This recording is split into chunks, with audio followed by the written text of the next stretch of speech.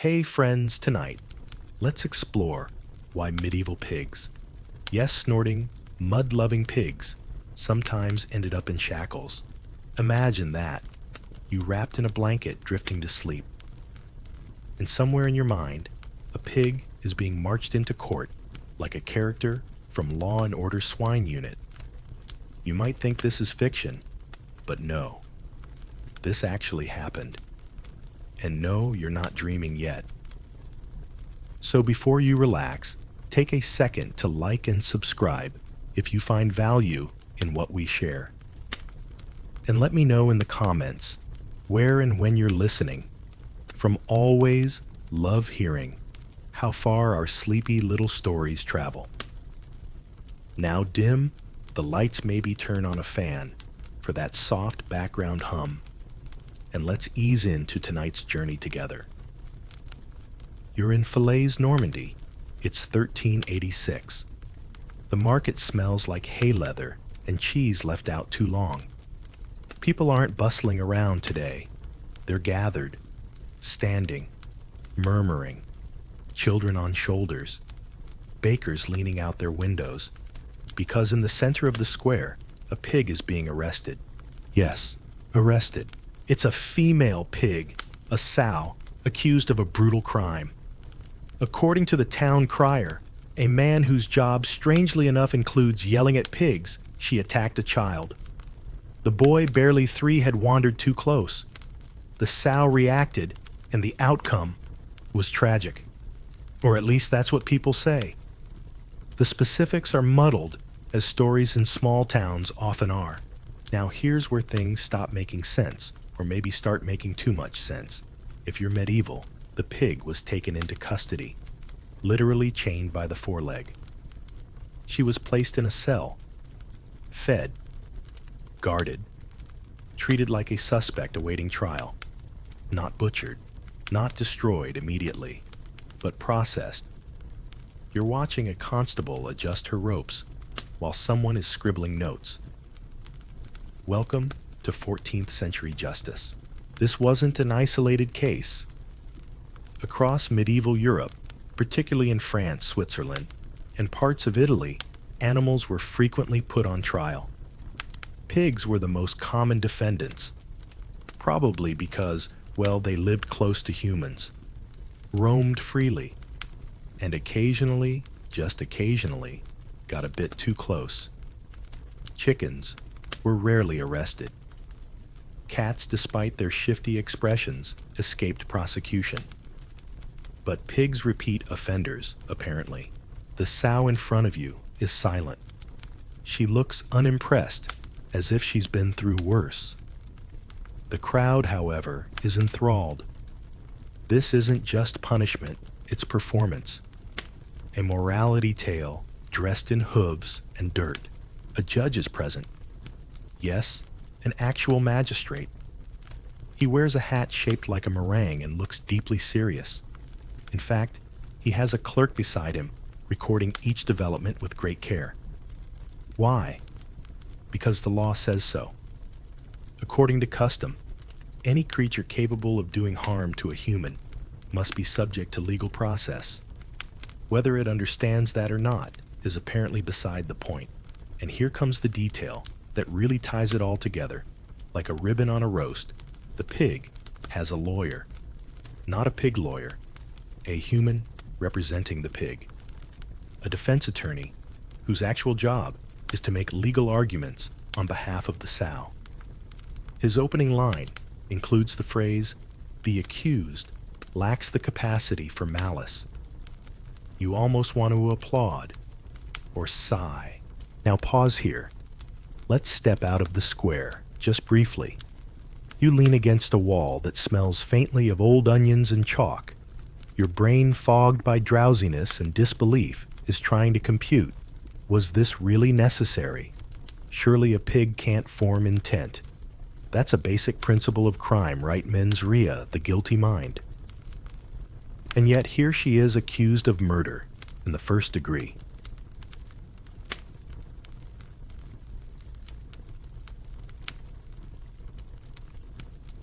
This is where the historical debate simmers.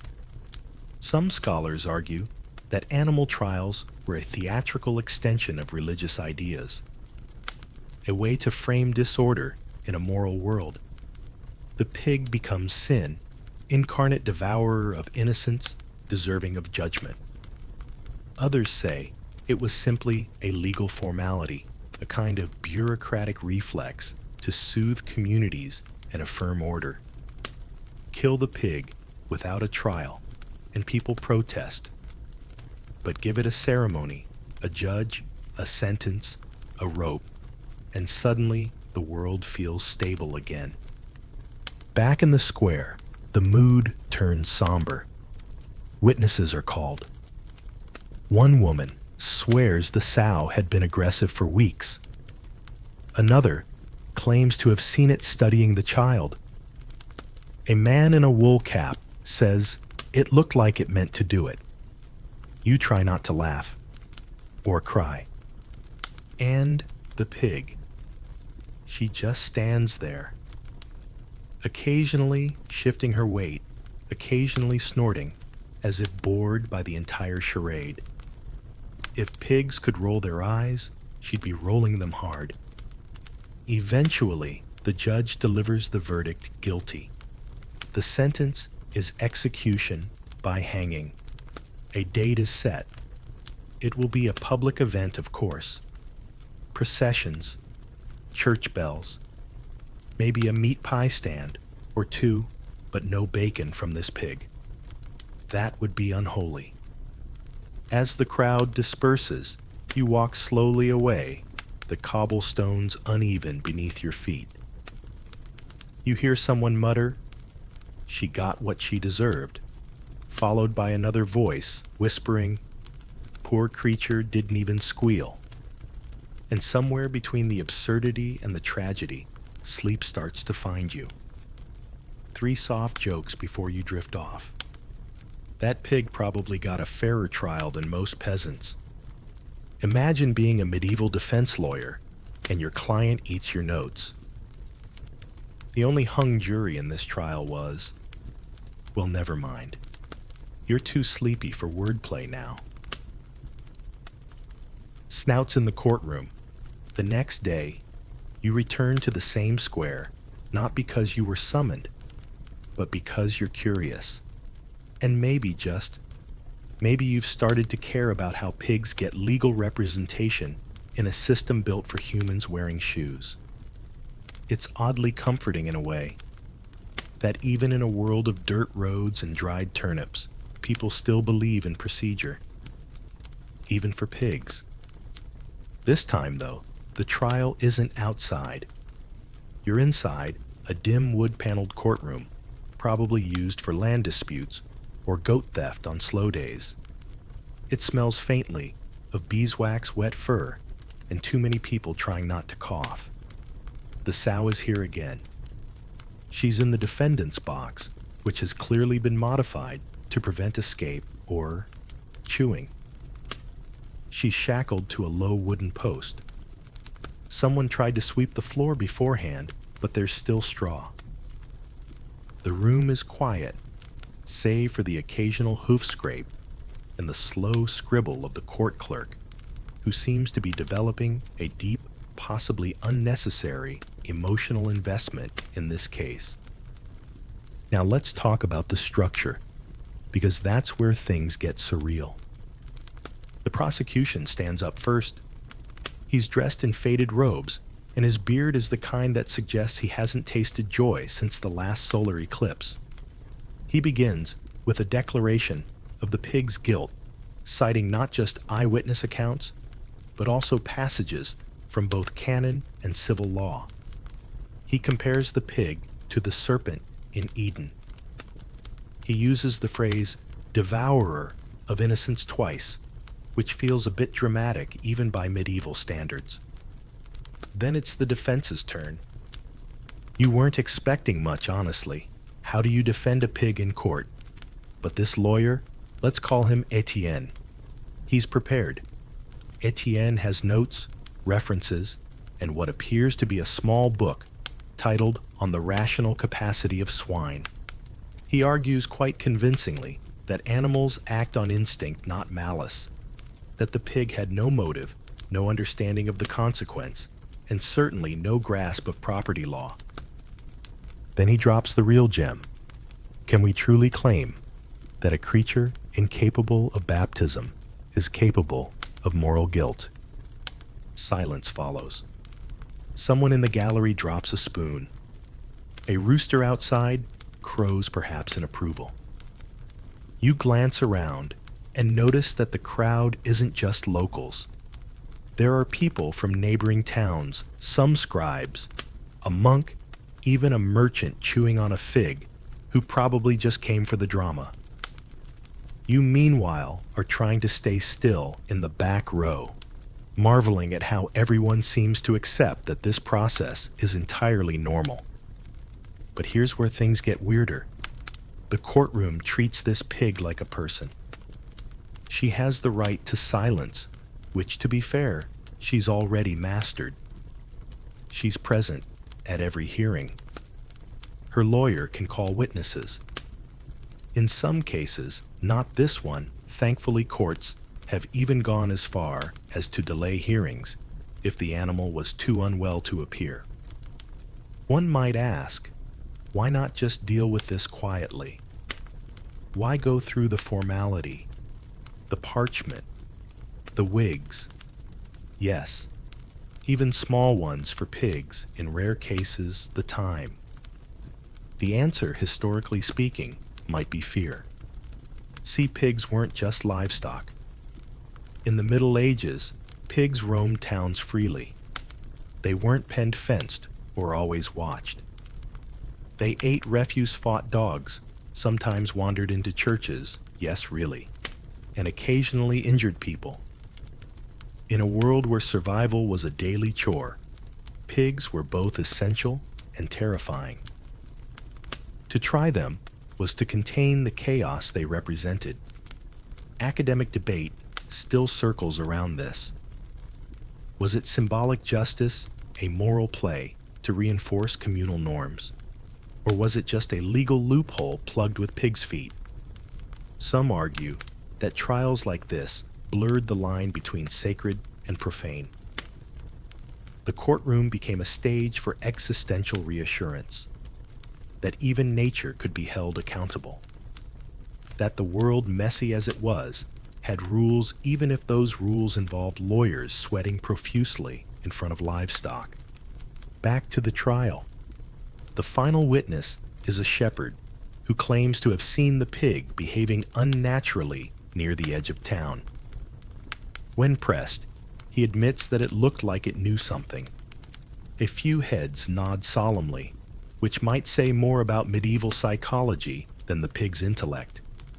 The judge calls for a brief recess. You step outside, letting the cool air brush past your face. You hear the murmurs of townsfolk dissecting the trial like it's opening night at the theater. A small boy asks if the pig will get to appeal. His mother answers, "Only if it starts talking." When you return, the mood has shifted. The clerk clears his throat. The judge, in his most solemn voice, announces the next session will involve physical inspection of the accused. You're not sure what that means, but you decide maybe it's time to find a snack. Before you go, Etienne leans over the pig and whispers something that sounds suspiciously like legal advice. The pig snorts. Maybe it's just indigestion. Maybe it's acknowledgement. Either way, you leave the courtroom with more questions than answers. 3 gentle jokes before the lights fade. This courtroom had more swine than a royal feast, just fewer table manners. Etienne now ranks as the only person in history to bill a pig for legal counsel. If the pig wins the case, she's technically allowed to countersue for emotional distress. Bacon never looked so powerful when animals wore clothes to trial. You arrive early, this time drawn by a rumor, an odd, wrinkled rumor that the accused would be dressed. Not metaphorically, literally. a robe, possibly shoes, definitely a hat. At first you think it's a joke. Someone in the bakery queue might have been pulling your leg. But here you are standing in the side corridor of a town hall that smells like mildew and old ink watching as two men gently try to coax a pig into what appears to be a child-sized tunic. It's a pale linen smock, frilly at the neck, mended at the shoulder. Not exactly haute couture, but dignified in a way that says, yes, I am aware I am being tried for murder, and I dressed accordingly. The pig, to her credit, accepts the process with a grunt and a blink, which is probably more grace than most of us could manage. And yes, the outfit is required, because today's trial involves not just a serious charge, but a symbolic judgment. Some towns believed that in order to hold animals accountable, they had to appear in a condition similar to humans. That meant dressing them, sometimes for modesty, sometimes to reflect the seriousness of court, sometimes, most unsettlingly, to prepare them for execution in proper dignity. You're witnessing the peculiar marriage of justice and theater.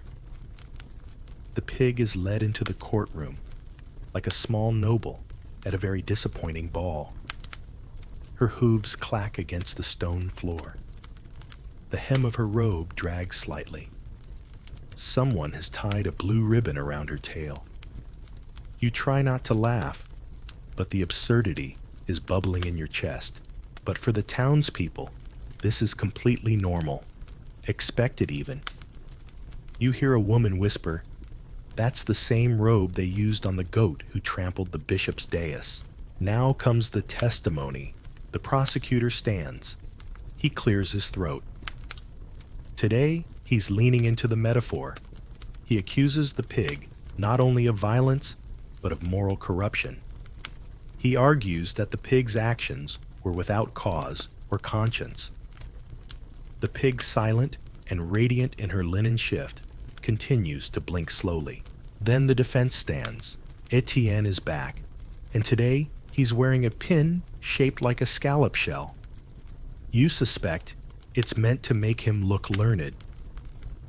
He begins not with legal jargon, but with a parable, something about St. Anthony and the humility of livestock. He then gestures dramatically to the pig's attire. Does this look like a creature of evil? No, Your Honor. It looks like an unwilling participant in a human morality play. The judge furrows his brow. He may not disagree, but the show must go on. Now here comes the detail that historians still argue over. Did medieval people genuinely believe animals had moral agency, or were they projecting, using these trials as a way to process grief, fear, or guilt? Some scholars point out that the trials mirrored human justice, not because pigs were seen as people, but because people didn't want to admit their own systems were arbitrary. If a pig could be tried like a man, then maybe the laws were universal, cosmic, holy. Of course not everyone bought into the drama. Some chroniclers, usually monks with strong opinions and even stronger ink stains, criticized the practice as a distraction. Better to clothe the soul in virtue, one wrote, than dress a pig for penance. But not everyone agreed. In some towns, the dressing of animals was taken so seriously that tailors were paid. Records survive. 2 souls paid for the pig's robe, 1 soul for dye, 1/2 soul for the tailor's beer. And yes, even in the Middle Ages, tailors needed a drink after sewing a tunic for a pig. You lean against the courtroom wall, eyes half-lidded now. The voices begin to fade into a warm, soft murmur. The courtroom is quiet, save for the occasional snort or sniffle. The judge asks if the pig has anything to say. The clerk records dutifully that she remains silent, but not defiant. She is sentenced to execution in 3 days' time. The robe will be kept on during the procession for the sake of dignity. The crowd exits slowly, murmuring about what kind of music will be played at the event. You follow behind the scent of wool and straw, drifting around you like fog. Outside, Etienne catches your eye and shrugs. At least she looked good, he says. 3 very sleepy jokes before you fade. Somewhere, there's a pig who went to trial and came out with better fashion sense than you. The tailors' union still doesn't recognize livestock robes as billable work. If justice is blind, medieval justice was also slightly nearsighted and really into costumes. Swine justice or superstition. You wake up, or maybe you never really slept and find yourself in the town archive. The room is dim lit by a single flickering candle that smells vaguely of goat tallow and resignation. Around you are scrolls, records, ink pots, and dust. So much dust. It feels like it has opinions. But you're here because something isn't sitting right. Justice is justice, right? Rules, evidence, judgment. Yet you've just watched a pig get sentenced to death while wearing a tunic. And you've started to wonder, was this ever really about the pig? Tonight, you're tracing the line between law and superstition, between the logical and the symbolic, between punishment and pageant. Let's start with the basics. Medieval people weren't idiots. They knew pigs weren't signing contracts or plotting revenge behind hay bales. But the boundaries between human behavior and the natural world were blurrier than you'd think. Animals weren't just creatures, they were seen as part of a divine order. When one broke that order bit, a child devoured a loaf, trampled a saint's altar, it was seen not just as chaos, but as a sign. In other words, pigs weren't punished because they were guilty. They were punished because people needed to believe that someone could be. You reach for a parchment, crispy crinkled and curling at the edges. It documents a pig trial from 1457. The language is formal, almost regal. The sow did willfully and maliciously cause the death of, and so on. But in the margins, there's a scribble from the clerk. The child's soul was believed to be taken by demons. The sow's attack confirmed it. Ah, there it is. Superstition sneaking in through the back door wearing legal robes. And that's not unusual. The farther you go into these records, the more blurred the lines become. In some cases, pigs were excommunicated before being sentenced. Excommunicated, as if depriving them of access to the Eucharist was somehow an essential part of the process. You try to imagine a sow being denied communion and sigh deeply into your sleeve. This is where it gets even stranger. Entire towns believed that failing to punish a pig might bring divine wrath. Crops could fail. Livestock could vanish. Plagues could return. Executing a pig wasn't just about that one pig. It was about restoring order to the cosmos. And it worked, at least in their minds. Academic historians still debate this. Some claim these trials were vestiges of older pagan traditions, ritual sacrifices rebranded as legal process. Others argue they were deliberate performances, state-sponsored morality plays to affirm the power of the law and the church. A few modern scholars suggest they were cathartic. A community traumatized by loss or grief needed closure, and pigs were convenient scapegoats with hooves. You shuffle a few scrolls and find one curious case, a trial held during a solar eclipse. The pig had killed a chicken. The villagers believed it had absorbed evil light during the eclipse and must be destroyed to preserve balance. The court agreed. The pig was executed at dawn when the sun returned. And yet right next to that record is another case where a pig was pardoned. The child had provoked it, they said. The animal acted in natural defense. You can't help but feel proud of that courtroom, even across 6 centuries. Finally, a little nuance. It's worth noting that some of these trials were held with great solemnity. Priests led prayers before proceedings. Judges fasted. Bells were rung. When you punish a pig, but surround the act with sacred ritual, you're not just executing an animal. You're enacting a symbolic repair of the moral universe. And maybe also trying to sleep better at night. You lean back against a shelf. A small spider dangles above your head, entirely uninterested in jurisprudence. You think about how much effort went into these trials, how much energy, belief, and parchment was spent on pigs. And then you realize it was never about the pigs. It was about the people. The need to assign cause to tragedy. The craving for justice when things felt random. The desire to look at grief and say, we did something. Your thoughts are interrupted by the quiet creak of the archive door. A clerk slips in, candle in hand, muttering about misfiled poultry trials. You nod politely and tuck away the last scroll. On your way out, you pass a wall of portraits, mayors, judges, priests, all staring forward with solemn painted expressions. You wonder how many of them ever doubted the system, or if doubting was even allowed. 3 barely awake jokes before your eyes slide shut. Superstition and justice walked into a courtroom. Only one brought a pig. That eclipse pig probably just wanted a moontan. If excommunication doesn't apply to bacon, does it still count?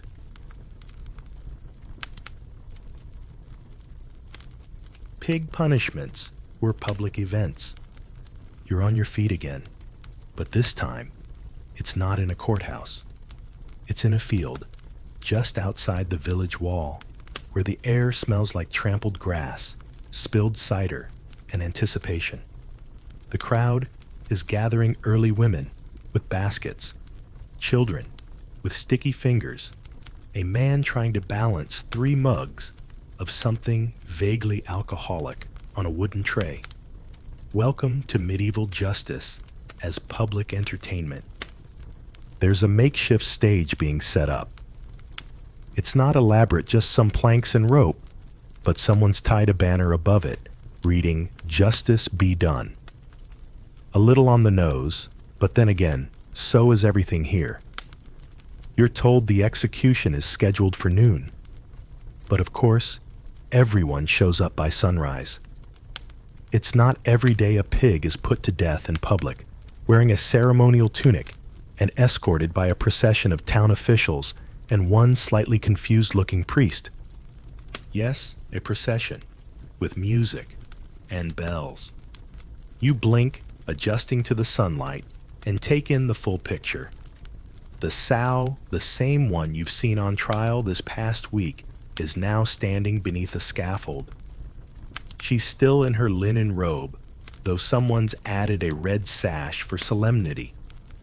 The executioner, wearing a dark hood and a frown that says, "I didn't sign up for this," is checking the ropes like a man double-guessing every life decision that led to this moment. It's oddly quiet now. People are speaking in low tones, half reverent, half fascinated. A little boy whispers, "Is she going to cry?" And his mother shakes her head, eyes wide. You're beginning to realize this isn't just about punishment. This is theater. This is ritual. This is, well, community bonding in the strangest form imaginable.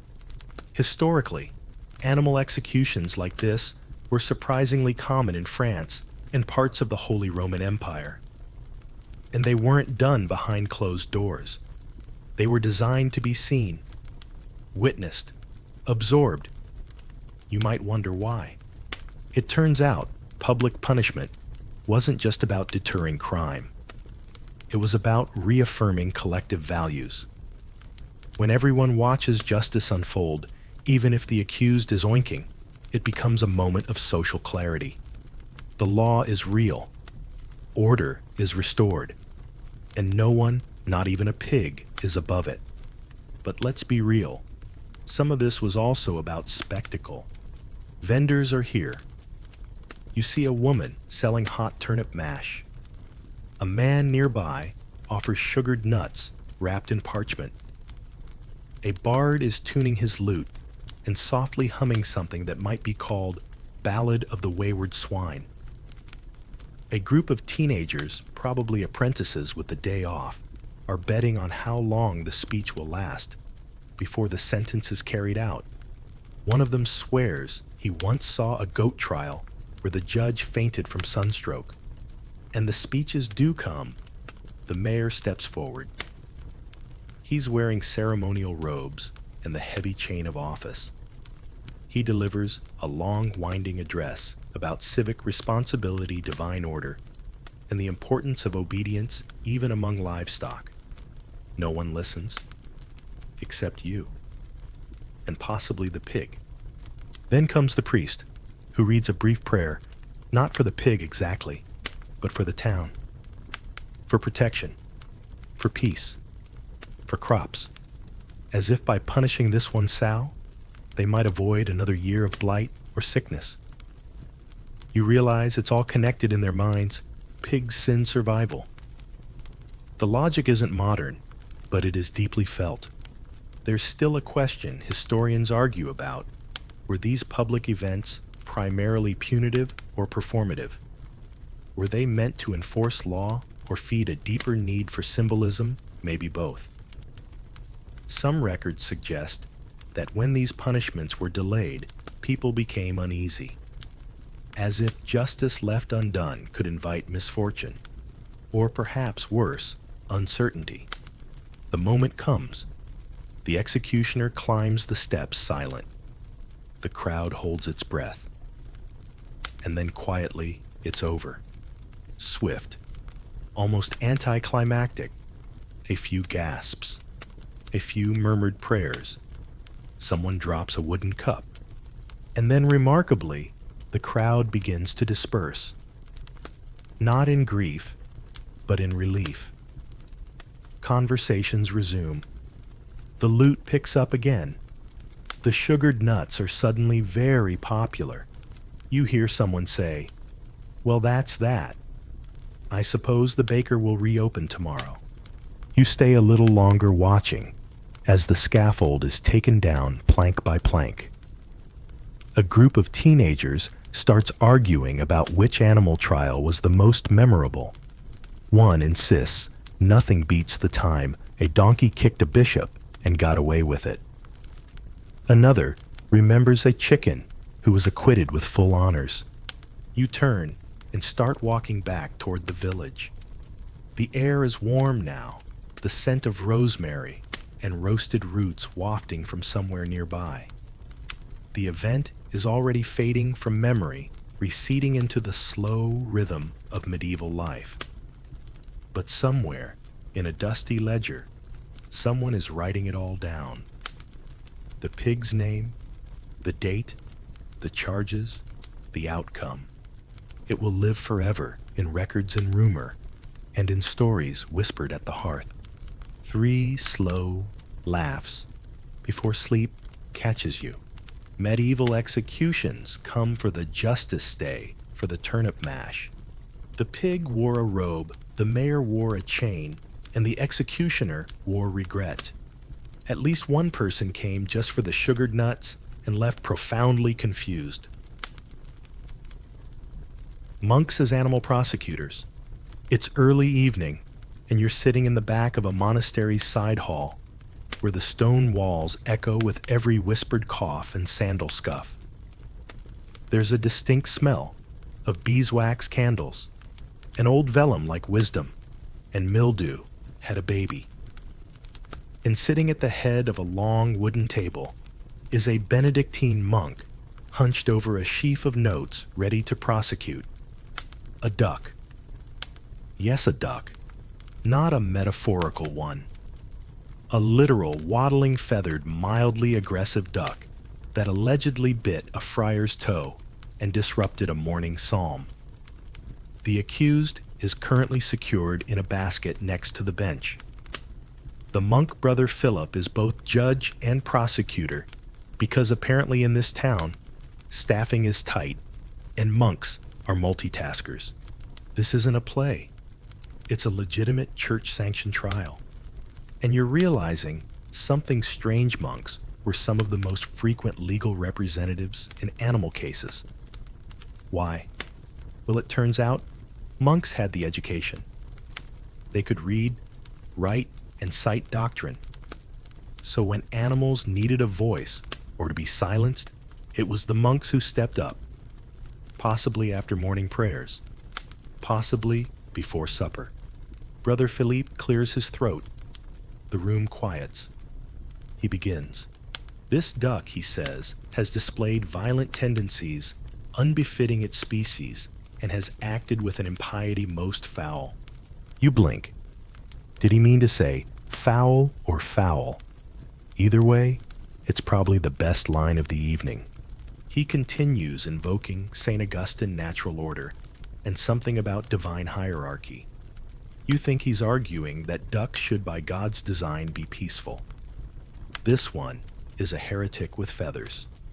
Somewhere beside you, a novice giggles and is immediately elbowed by a senior monk. The duck lets out a loud quack, which echoes majestically off the vaulted ceiling. For a moment, it feels like the duck is trying to object. Now, let's pause and widen the view. In many parts of medieval Europe, especially France and Italy, church officials were deeply involved in the legal affairs of animals, particularly when the case touched on moral or theological concerns, anything that threatened the community's sense of divine order. A pig who ate a child. That was not just tragic, it was spiritual disorder. A rat infestation, possibly punishment for sin. A misbehaving duck. Well, it might be Tuesday.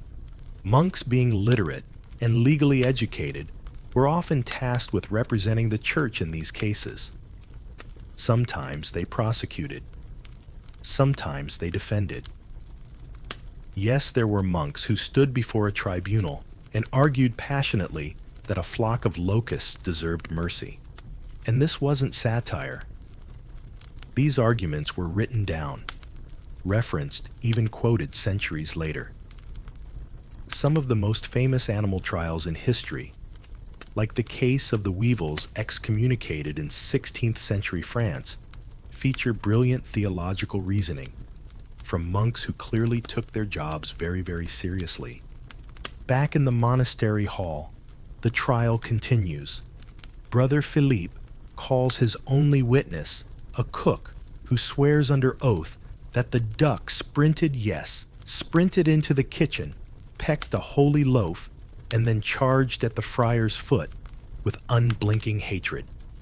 The duck looks deeply unimpressed. Now the defense. A second monk, Brother Henry, stands. He's younger with the kind of soft voice that makes bread rise faster. He argues that the duck acted out of instinct, not malevolence. That animals, while created by God, do not possess moral agency. He quotes Thomas Aquinas. He references Job. He even suggests the duck might have been hungry and confused by the friar's sandals, which apparently resembled barley rolls. You want to applaud.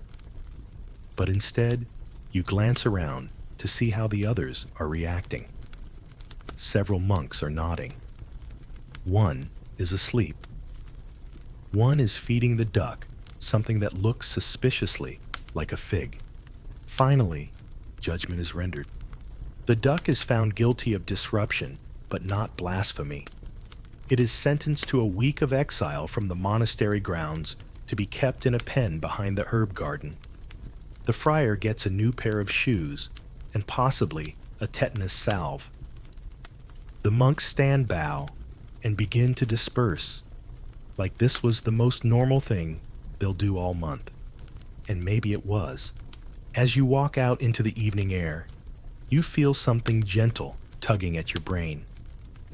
The logic of the trial may have been flawed, the theater absurd, but the emotions behind it strangely human. The desire to make sense of small chaos, to assign meaning to a bite, to organize the universe one duck at a time. 3 slow chuckles before lights out. The duck was sentenced to solitary confinement, but at least it got herbs. If Brother Philippe ever starts a podcast, you'd listen just for the poultry puns. Somewhere out there, a friar still doesn't trust any bird that waddles. The curious case of the cow lawyer. You find yourself in a drafty legal chamber in Lausanne, Switzerland. The year is 1474, and despite the cold, the room is packed. Not with dignitaries or nobles, though one might be lingering near the cheese plate, but with farmers' townsfolk and a startling number of people who have recently had close encounters with cows. You, of course, are here for the trial. Not of a cow, but for a cow. She's the defendant, and her lawyer just walked in. Now, medieval animal trials are strange enough, but this one stands out because it was meticulously recorded and later cited in legal discussions as precedent. Yes, legal precedent. For a cow. The room hushes as the animal is led in slow, steady, and probably confused. She's a tan-brown beauty with calm eyes and a surprisingly good posture. You notice someone tied a small ribbon to her horn. For dignity, presumably. This case is unusual. The cow is being tried for murder. A farmhand was found, trampled in the barn. Witnesses say the cow lunged suddenly. Others say the worker startled her. Either way, the town council blessed their legally ambitious hearts, decided a full trial was warranted, with legal representation for both sides. Enter the cow's lawyer, a sharp-eyed man named Pierre de la Roche. He wears robes that are far too clean for a courtroom that shares space with livestock. He walks like he's in on the joke, but also ready to win. And he does something very peculiar. He opens with a defense not based on law, but on character. This cow, he says, gesturing gently with an open palm, has been in the service of this town's dairy needs for 3 seasons. She has never once shown aggression. She is known by name to several children. Someone in the crowd nods solemnly. You think you even hear a of agreement. Pierre then moves to a startling point, the concept of intent. Yes, you've heard this before in the pig trials, but now it's applied in full legal weight. Pierre argues that the cow did not intend harm, that the incident was an accident born of fright, not malice. That punishment without malice is unjust. You almost want to take notes. Meanwhile, the prosecution claims the cow acted with unnatural speed and that her hoof placement was suspicious. It's unclear whether the lawyer has ever actually met a cow. And here's where the oddest part comes in. Pierre wins. The cow is declared not guilty. Not because she's an animal, and therefore not subject to human morality, though that's a good point, but because the court accepts the argument of self-defense. A cow. Cleared. On the basis of intent. The crowd cheers. Not wildly. This isn't a medieval concert, but with quiet approving nods and 1 or 2 raised tankards. And just like that, this cow becomes part of legal history. The verdict is written down, archived, and later referenced by lawyers and philosophers. Some call it progressive. Others call it absurd. Still others see it as a glimpse into how even in strange circumstances, justice systems grope toward fairness. You step outside, head spinning slightly.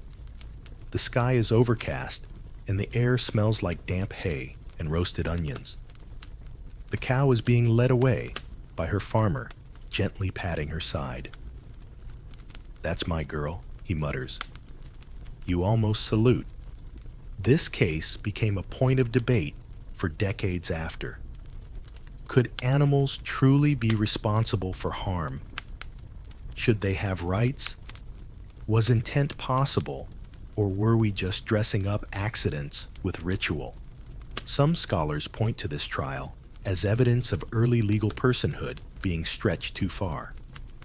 Others suggest it's not about the animal at all. It's about the human need to debate, to classify, to wrestle with causality.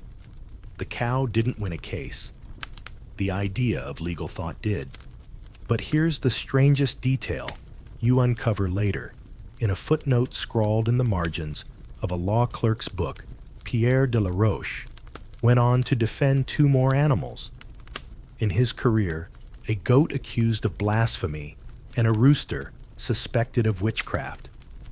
He lost both. 3 sleepy chuckles before you tip over into dreams. Pierre's cow client still sends him hey thank you notes. The prosecutor later switched careers to bread law. Less hoof work.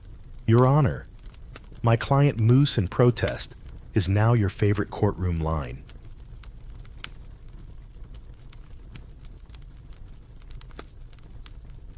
Tiny tribunals and village theaters. Tonight you're not in a grand hall or even a church-backed courtroom. You're in a cramped timber building that smells like garlic smoke and whatever the judge had for lunch. A tiny tribunal is convening, and the accused today is, of course, a pig, a small one. Possibly still a juvenile, wearing what looks like an old apron turned sideways. There are 8 people in the room, 9 if you count the pig, 10 if you count the rat that just scurried under the bench. No one's alarmed. The rat's not on trial. Yet, you're in a village court, or as close to one, as it gets a room behind the alehouse where debts are settled, minor disputes aired, and occasionally livestock is tried for crimes against humanity. The presiding judge is also the town baker. His robes still smell like rye. His gavel is a soup ladle turned upside down. It feels more like theater than law. But then again, maybe it always did. The pig is accused of eating a bundle of medicinal herbs meant for the village midwife. Someone claims it was deliberate, which raises questions about whether pigs can distinguish between parsley and prenatal remedies. The midwife, arms folded and clearly not in the mood for forgiveness, argues that the beast knows what it did. You glance around. One wall leans slightly left. A spider is constructing a web between 2 legal scrolls. A rooster struts in, observes the room, and leaves without comment. The trial begins. A boy testifies that he saw the pig enter the apothecary garden with intention. When asked what that means, he replies, "She looked sneaky." The room murmurs. That sounds serious. Then comes a farmer speaking for the defense. He insists the pig is merely curious, not criminal. He offers to recite a poem in her honor. The judge declines. Barely. This whole proceeding lasts just under an hour, but feels like a dress rehearsal for a morality play written by someone who's never actually met a pig. The arguments are absurd, the evidence flimsy, the atmosphere deeply invested. And here's where you pause, right at the edge of laughter and fascination, because this isn't an isolated incident. Throughout the Middle Ages, local trials of animals were often folded into village life. They weren't formal court procedures with regal pomp. They were events, theatrical, communal, a blend of law, ritual gossip, and catharsis.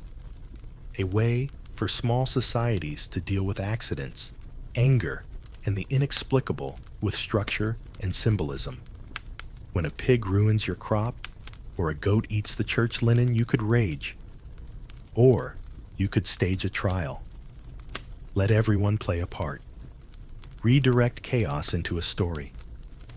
It's both incredibly human and strangely soothing. Some historians argue that these trials functioned as a form of community therapy. A pig becomes the embodiment of misfortune. The trial a scripted attempt at making sense of randomness. Punishment becomes less important than participation. Everyone gets to say their piece. Everyone gets to laugh or cry or complain about the soup. And always someone keeps a record.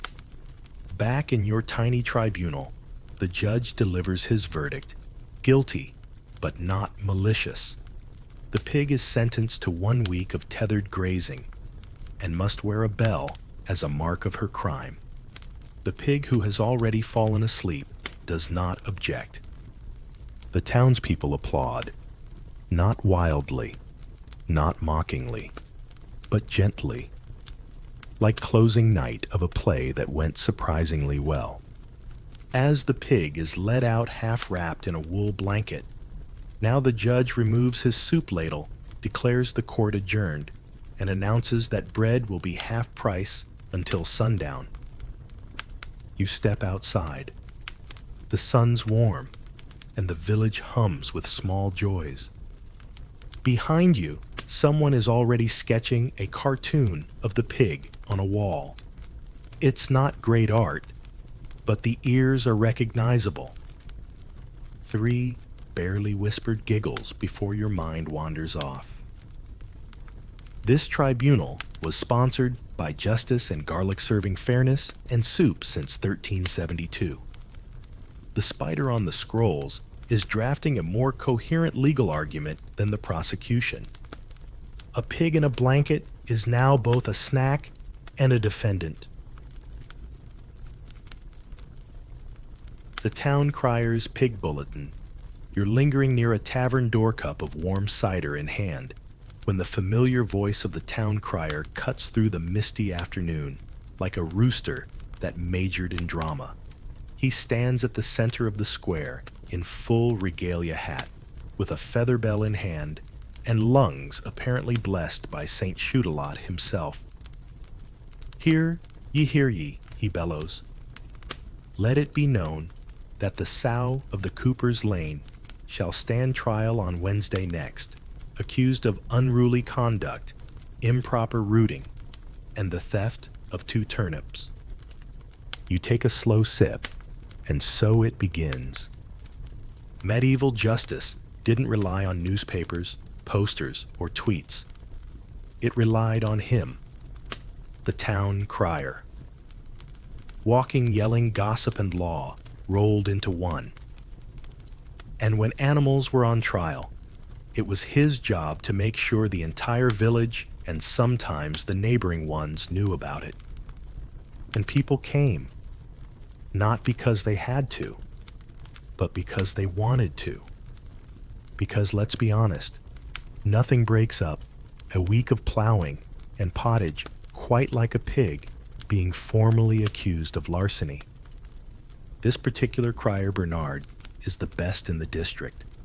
He's got flair, emphasis, and a personal vendetta against the shoemaker's geese, who once chased him into a nettle bush during a proclamation.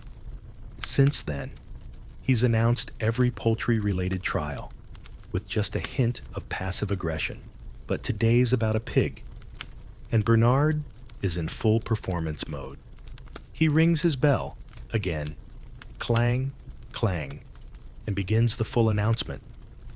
The Honorable Court of Saint Lucien shall convene for the trial of 1 female swine weight, approximately 16 stone, last seen disturbing the herb garden of Widow Marchand. All parties are invited to attend. Bring witness. Bring bread. Someone cheers. Someone else mutters, "She's a repeat offender, that one." A child runs off to tell his siblings. A goat bleats dramatically. You can't make this up. And the details, they're not just shouted in the square. They're logged. Bernard hands a copy of his announcement to the local scribe, who stores it in a big leather ledger labeled "Events of Great Importance." Somewhere between a barn fire and an unseasonal hailstorm, there will now be a pig trial. Officially recognized. Canonical. Possibly immortal. Why all the fuss? Because trials, especially of animals, were community events. They weren't just about crime. They were social punctuation marks. A way to gather, to judge, to gossip, to affirm that yes, you all still existed in the same weird turnip-scented society. Public announcements gave people a script to follow. They added rhythm to village life. Without them, the world felt chaotic. With them, even the absurd could be organized. Even pig crimes could be calendar entries. Academic debates about this abound. Some historians see these proclamations as early media-curated information delivered with narrative flair. Others view them as civic rituals, more performance than journalism, but deeply influential all the same. Bernard's words are more than information. They're an invitation to participate in public memory, and he knows it. As he wraps up the day's news, one escaped cow, a missing shipment of salted herring, and a reminder that the mayor's daughter is still single, you can see him straighten smile faintly and let the bell dangle in his gloved hand like a mic drop.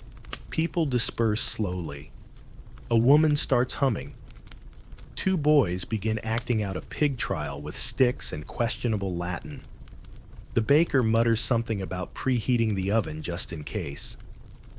You sip the last of your cider and head toward the stables, where you're fairly certain the accused sow is currently eating hay like none of this applies to her. And maybe it doesn't. Not really. Maybe the bell, the shout, the date, it's all for us. To remind us that life is both serious and ridiculous. That justice can wear a robe and smell faintly of turnips. That even pigs deserve a proper headline. 3 slow chuckles as the night draws in. The town crier's real dream, becoming the first bard to write pig-based operas. Bring witness, bring bread is now your new party invitation format. Honestly, the sow would have confessed earlier, but she was chewing. Squealing on the stand, you're seated in what passes for the witness box, though in truth, it's just a chair with 3 uneven legs and a cushion that smells like damp wool and roasted onion. Today's proceedings are about to start, and you have the oddest view in the room. Directly across from you, on a slightly raised wooden platform, is a pig. Again, but this one is different. She's not dressed up. No ceremonial apron, no dignity-enhancing ribbon. Just a thick collar and a large presence. Her ears flick in time with the judge's sighs. And the moment the room settles, she does the most unexpected thing imaginable. She squeals. Loudly, at length, with drama. The sound bounces off the walls like a trumpet blast from some porcine war god. People duck. Someone spills their ink. The prosecutor drops his scroll. And for a heartbeat, you could swear the bailiff looks ready to flee. You somehow stay put. This, friends, is what some chroniclers have called the infamous testimonial interruption. And while it might sound like a bad joke from a courtroom comedy, it's a real event recorded in the dusty legal annals of 15th century France. The pig facing accusations of knocking over a market stall and allegedly consuming 2 bundles of dried cod and possibly 1 wooden shoe interrupted her own trial. Repeatedly and loudly, some say it was a simple outburst. Others claim it was the animal's attempt at self-defense. A few theological scholars even wondered quietly in the safety of monasteries if perhaps this was evidence of possession. What's certain is that the squealing had an effect. One witness recanted their testimony, another fainted. A third, an elderly man who had a mild allergy to noise, declared the pig to be clearly a demon and left the room clutching his hat and dignity. Now here's where it gets curious. The records show that the judge, already sleep-deprived and possibly regretting his life choices, ordered a pause. The trial was adjourned. The pig was taken outside to reflect, and later, when the hearing resumed, the prosecution's case crumbled. No verdict was reached. The pig, in legal terms, got away with it. So you might be wondering, did pigs really squeal strategically? Unlikely. But did their outbursts affect the psychological tenor of a trial? Absolutely. In fact, across Europe, there are a handful of references to animals disrupting their own proceedings. A goat once broke free mid-sentencing and headbutted a wall so hard the judge dropped his gavel. A donkey once refused to enter the courtroom, causing the entire tribunal to move to the street. And then there's the pig you're watching now, standing squarely snorting judgment into the very bones of this courthouse. Some historians speculate these moments cause brief but meaningful rifts in belief. Imagine being a medieval villager who's been told that pigs are soulless vessels of instinct, and then watching one appear to respond to accusations with timing and flair. That kind of thing can rattle your world. Others argue it simply reinforced the absurdity of animal trials, that no matter how formal the robes or well-drawn the scrolls, the whole thing could be upended by one snort. Back in the courtroom, the clerk is trying to regain order. He's wiping ink from his sleeve. The judge demands silence. The pig blinks innocently and licks the wooden railing. The crowd is torn between reverence and laughter. You're somewhere in between. Because what you've come to understand is, this animal trials weren't always about justice. Sometimes they were about how humans responded when reality wobbled. When a pig squealed just as your arguments got shaky. When a rooster crowed during a closing statement. When law met unpredictability and lost. And in a world full of famine, plague, and fire, maybe the courtroom was the one place you could pretend to be in control. Until, of course, the defendant knocked over the bench and ate your hat. As the trial ends and the pig is led away, no verdict rendered, no sentence passed, you find yourself oddly impressed, because while many animals were condemned, this one just performed. 3 quiet giggles to carry into sleep. The pig's squeal was later translated into 5 languages and still made more sense than the prosecution. Somewhere in pig folklore, she's a legend, the one who talked back. Her defense strategy, chaos volume, and plausible confusion. Children as witnesses against pigs. You're sitting on a low bench in a village hall that smells like damp wood and overly ambitious cabbage stew. Today's case is already unusual, and that's saying something for medieval animal court, because this time the star witnesses are children, 3 of them to be precise. The first is a boy of about 7, standing on a stool because he's too short to see over the rail. He's wearing a tunic that's 1 size too big and sandals that flap when he shifts his weight. He points dramatically at the pig in question and declares, "It looked at me funny." This is the foundation of the prosecution's case. You raise an eyebrow. The pig, a portly creature with very average facial expressions, looks equally unimpressed. She snorts once softly, as if to say, "Really?" The second witness, a girl perhaps 9, claims that the pig came running from the left, which she describes as the bad side. The judge squints. The clerk writes that down anyway. The third child, slightly older, offers a more detailed account, complete with mimed reenactment of how the pig chased a chicken, then turned around, stared into the well, and muttered. The courtroom pauses. Did the pig mutter? Silence falls, followed by one awkward cough, and the unmistakable sound of a law student rapidly crossing something out in his notes. This might sound ridiculous, and it is, but it also reveals something surprisingly deep about the way these trials operated. In many documented cases, testimony from children was not only permitted, but central to the case. Why? Because children were considered honest, incorruptible, closer to innocence, and in some theological logic, therefore closer to truth. Of course, they were also imaginative, excitable, and often just eager to be involved in something that broke up the monotony of turnip school. And medieval life didn't come with child psychology manuals. There was no standardized method of cross-examination.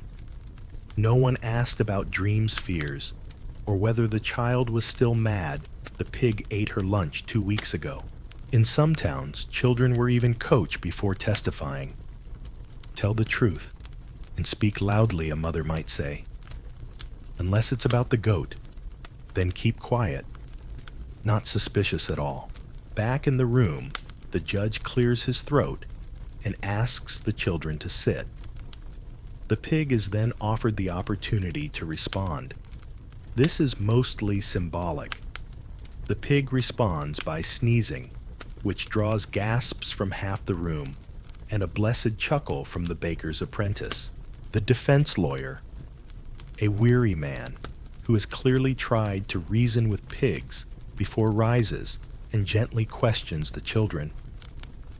"Are you sure it was this pig?" he asks. "Not the one with the bent ear." The boy looks momentarily uncertain. The girl crosses her arms. The older one says, "It smelled the same." You take a deep breath. The pig, still calmly chewing something unidentifiable, looks increasingly like the sanest soul in the room. The judge finally makes his ruling. The testimony is deemed credible, but youthful. The pig is not exonerated, but the sentence is reduced from hanging to confinement in the tanner's paddock for 1 month. The crowd murmurs. Someone claps. The pig blinks slowly, as if contemplating a personal essay on the unreliability of tiny humans. This case raises an ongoing academic debate. Were animal trials a reflection of communal justice, or a community's desire to perform justice in a way that validated their fears and folklore? When children are your witnesses, is it because they speak truth, or because they tell the best stories? Some historians argue these trials blurred fact and narrative in deliberate ways, that stories were chosen over logic because they helped shape a village's identity, and that pigs, poor pigs, were just convenient villains in those tales. Others suggest more pragmatic motives. Child witnesses were easy to manipulate, and blaming a pig was often easier than blaming an adult, especially if that adult happened to be powerful. Or the mayor's nephew. You wander out of the hall as the crowd disperses. The children are playing tag, now shrieking and laughing, their solemn testimonies forgotten like a game already played. The pig is led away toward her new temporary paddock. As she passes, her eyes flick sideways for just a second. Was that amusement? Probably not. But tonight, you'll pretend it was. 3 bedtime chuckles before dreams arrive, muttered at the well, is now the pig's official nickname. The defense attorney's greatest enemy, preschool hearsay. Honestly, the pig handled that cross-examination better than most nobles. When littermates were accomplices, this evening you've wandered into a town square where something's clearly up. People are gathered not for market, not for music, but for a trial with an unusual twist. Not 1 pig, but 4. A mother sow and her 3 piglets, all in court, all on trial, all very unaware of the gravity of the situation. The case, as explained by the very animated town crier, involves an unfortunate incident at the mill. A young child was found injured near the grain chute, and witnesses claimed the sow was rooting too aggressively. No one saw the moment of injury, of course, but the pigs were nearby. That's all it took. And so now, in what must be one of the strangest scenes in legal history, a mother pig stands accused of bodily harm, and her piglets are charged as accomplices by association. Yes, accomplices. You glance around for confirmation that this isn't some elaborate prank, but no, everyone here takes it seriously. A pig crime family right in the middle of town. The judge reads the charges, his voice echoing off the surrounding stone.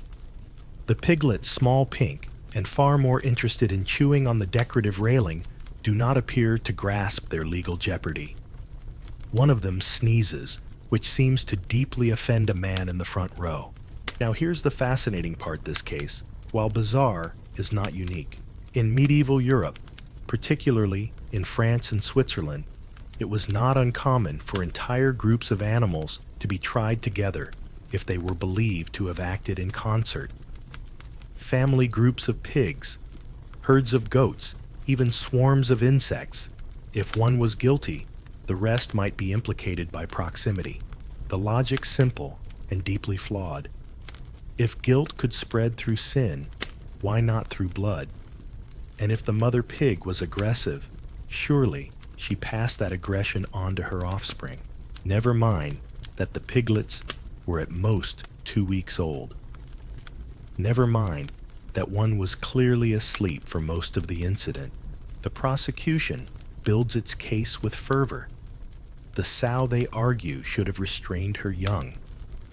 As the matron of the litter, she bears moral responsibility. The piglets are charged with failing to retreat from the scene of mischief. That is an actual phrase used in the court record. The defense, meanwhile, is exhausted. Etienne, the same long-suffering lawyer you've come to admire, tries to inject reason. They're babies, he says, holding up a piglet like a very confused loaf of bread. They've been alive for less time than it takes to make a proper wheel of cheese. No one laughs. Well, you do. Quietly, Etienne continues arguing that guilt by association is not justice, but fear dressed up in formality. That animals, especially the very young, cannot be expected to understand danger, let alone law. He ends with a line so poetic it might have been lifted from a church sermon: "Let us not extend punishment beyond comprehension." The judge pauses. The townsfolk shift, and for a moment you think reason might win. But no, the sow is declared guilty and sentenced to death. The piglets, however, are spared on the condition they be relocated to a neighboring village and raised under supervision. You blink. The crowd nods. A strange compromise born more from discomfort than clarity. And here's where scholars still debate: was this about justice or just a way to calm fear? When something terrible happened, especially to a child, the community needed resolution. Blaming a single animal might feel incomplete. But blame a group, you get a sense of control. It also speaks to a larger medieval anxiety that sin was contagious. That badness could live in the blood, in families in proximity. And so justice followed that logic, as flawed and anthropomorphic as it was. You watch as the piglets are led away in a small cart. One of them snorts with what could be annoyance or hunger, or just a general protest against cart travel. The mother is taken in the opposite direction, and you notice FTN lingering behind, shaking his head like a man who just lost an argument with the universe. Later, you pass a group of villagers retelling the story, already adjusting details for dramatic effect. One claims the piglets cried. Another insists the sow bowed her head in shame. Neither is true, but you say nothing. Let the story evolve. That's what they always do. And as you drift toward sleep, you can't help but wonder if guilt can pass through proximity. Does that mean justice can too? 3 soft chuckles as your eyes grow heavy. One piglet tried to object, but was overruled for chewing the minutes. Etienne now adds defender of entire swine families to his resume. The relocated piglets are reportedly writing a memoir, Born Guilty, a tale of trotters and trials. Of oaths and oinks, you're standing in a sun-dappled courtyard beside a crumbling town chapel, watching a very serious man hold out a crucifix toward a very indifferent pig. His robes are pristine, his hands steady, his Latin carefully pronounced. The pig, on the other hand, is licking a mossy rock and completely ignoring the sacred object inches from her snout. This somehow is part of the trial. The ritual you're witnessing is something recorded in more than one dusty tome of medieval jurisprudence, an animal being offered the chance to swear an oath. Yes, an oath, not just a symbolic act. A genuine legal attempt to bind a creature incapable of language theology or social contract to a sacred promise. You're watching someone try to make a pig swear before God. The theory, if you can call it that, was simple. If humans must swear to tell the truth and face divine punishment for lying, then animals accused of crimes should also be brought before the divine. A kind of celestial equality, or maybe just a desperate search for order in a chaotic world. Either way, it involved extended ceremonies that could include holy water incantations, and in one very odd case, an attempt to teach the animal to nod as a form of consent. It didn't go well. The animal sneezed instead, and the bishop panicked. The pig beside you, thankfully, is not sneezing. She's just stubbornly disengaged. The townspeople, however, are engaged. You hear murmurs behind you. Someone is whispering. If she doesn't look at the cross, that's a sign. A woman clutches a string of beads. A child points and says, "She looks guilty." Look at her ears. The ears are perfectly normal. The monk in charge of the ritual, Brother Allard, finishes his prayer. He pauses, holds out the cross again, and intones, "If the accused be innocent, may she not recoil. If she is guilty, may the Lord turn her gaze away." The pig walks forward, straight into a low bench, then pivots, then plops down in a sunny patch of grass with what can only be described as pure contentment. The crowd gasps. Brother Allard coughs. You stifle a chuckle. Now here's the academic question. Did people really believe this? Some certainly did. The Middle Ages were steeped in the idea that everything had moral weight, even nature. The sun rose because God willed it. Rain fell on the wicked and the just alike. animals could carry omens, be messengers, or fall under temptation. So it wasn't such a stretch to imagine them making pacts, breaking them, and facing judgment. Other scholars suggest these oaths were never truly about belief, but rather about narrative closure. You've seen chaos. A pig attacked someone. Now what you need meaning. Justice. A sign that the universe still makes sense. So the oath becomes a formality, a performance that says, we did everything we could, even asked God directly. And sometimes, things got weirder. There's one record of a rooster being placed on a lectern and asked to confess. Another of a mule being offered confession by a priest, with a line of questioning that included, did you carry sin, or were you made to do so? The mule sneezed. Again, panic ensued. You sit on the edge of a water trough, sunlight warming your back, listening as the judge declares the oath was incomplete. The beast did not reject the sign. Therefore, guilt is unproven. The pig is acquitted. Sort of. She'll be released under supervision, watched by the village that just watched her fail to swear an oath. As the pig is led away, still chewing that same piece of moss, the crowd begins to murmur again. Some say she's blessed. Others think she tricked the ritual. A few are disappointed there won't be an execution.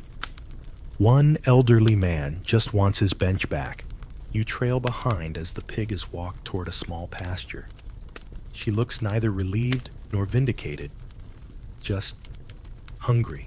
You can't help but reflect in a society so obsessed with signs and symbols, even silence has meaning. The pig didn't nod, didn't kneel, didn't bolt, and so her lack of response became the response. An anti-oath, a non-denial denial. Very modern, really. You pause beside the chapel door and glance back at Brother Allard. He's still holding the crucifix, now facing the other way, possibly hoping no one saw what just happened. He mutters something into his sleeve. Probably a prayer. Possibly a resignation letter. 3 final grins before dreams take over. The pig's legal strategy. Say nothing. Swear nothing. Nap frequently. Brother Allard is reportedly reassigning himself to non-porcine ministry. The official verdict, innocent, by way of napping. Punishment, by hanging, not baconing. The morning is gray, the kind that softens every sound and makes even gossip seem polite.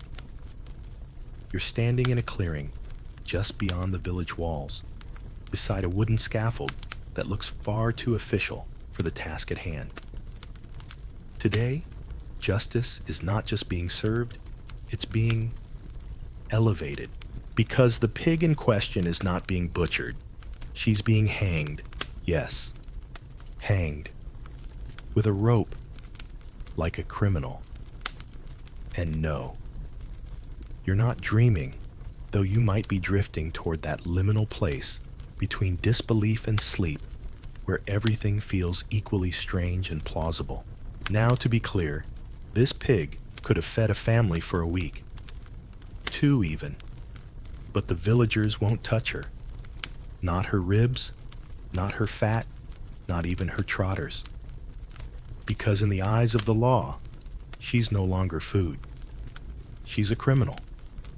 And criminals, at least the guilty ones, are unclean. That's not just superstition, it's policy. Throughout medieval Europe, when an animal was found guilty of a moral or legal offense, its body was considered tainted. To eat it would be to consume sin. Worse, it might invite spiritual consequences, illness, infertility, bad crops, or heaven forbid, a second pig uprising. So, what did they do? They executed the pig, usually by hanging. Not as a culinary process, as a punishment.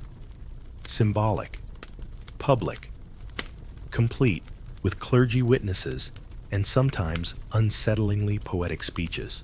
You shift your weight as the judge now, in his ceremonial black cloak, which, let's be honest, is mostly for dramatic effect, recites the sentence. For the crime of bloodshed against the laws of man and nature, let this beast be removed from the earth in sight of all. The pig is led forward, rope already secured.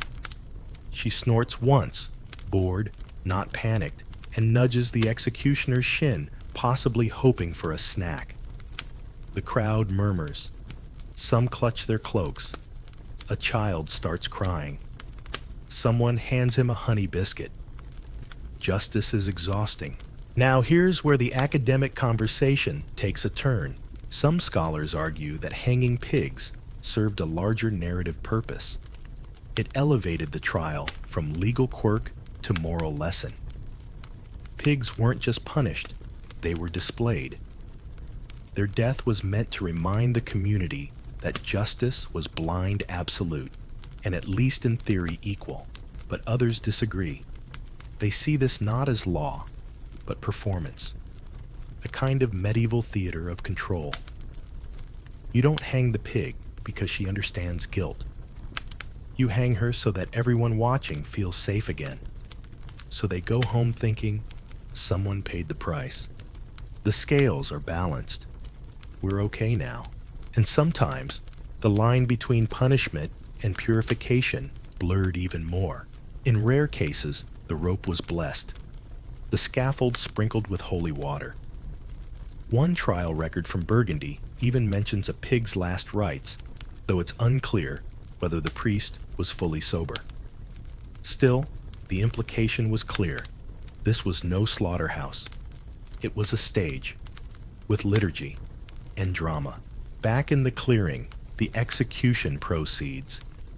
It's quick, clinical, and oddly quiet. No applause, no booing. Just an exhale shared by everyone. Like they've been holding something in for days and finally let it go. The body will be buried. Not burned. Not processed. A small grave will be dug at the edge of the forest. A marker placed, not for remembrance, but to ensure no one accidentally digs it up later and ends up cursed. You walk slowly through the dispersing crowd, noting the silence. No one's eager to talk.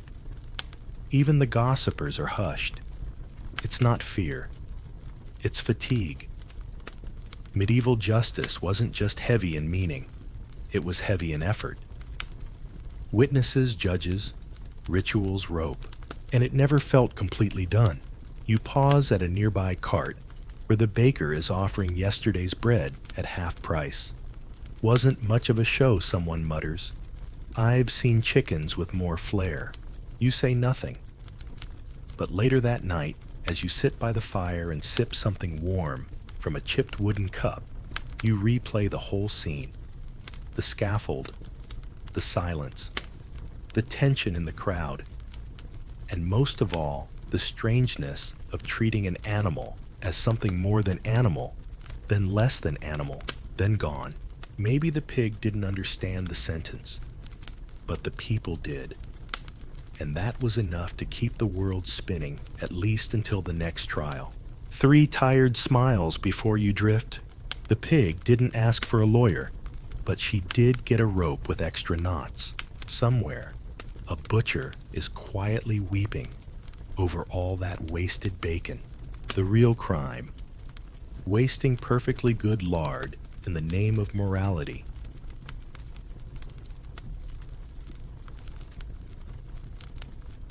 The role of church bells in sentencing, you're awake, but barely.